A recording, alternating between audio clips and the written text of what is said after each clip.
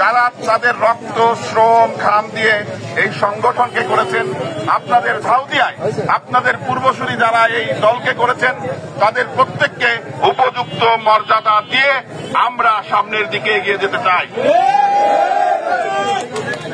বিএনপির ভারপ্রাপ্ত চেয়ারম্যান পরিষ্কার নির্দেশনা দিয়েছেন, ফ্যাসিস্টের পলায়ন হয়েছে, কিন্তু আগামীর যে নির্বাচন, সেই নির্বাচনে শহীদ জিয়ার দল, দেশনেত্রী বেগম খালেদা জিয়ার দল, আমার আপনার দল, আমাদের দল, আমরা বিএনপি পরিবার যদি একতাবদ্ধ থাকি, তাহলে 31 দফার আলোকে নতুন বাংলাদেশ বিনির্মাণের দায়িত্ব শহীদ রাষ্ট্রপতি জিয়াউর রহমানের যোগ্য উত্তরসূরি,